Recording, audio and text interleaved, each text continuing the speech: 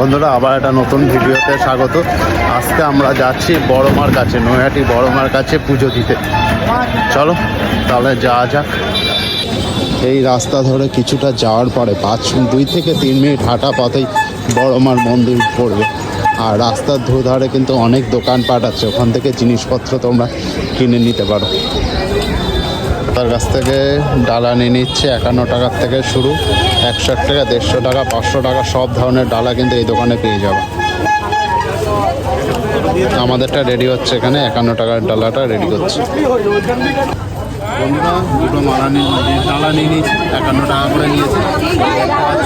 এবার যাই গিয়ে পুজো দিয়ে আর মন্দিরের সামনে চলে এসেছে। এবার যাবো লাইনে, প্রচণ্ড লাইন, দেখি কতটা লাইন পড়ে। আর এই যে বড়মার মন্দির একদম সামনে,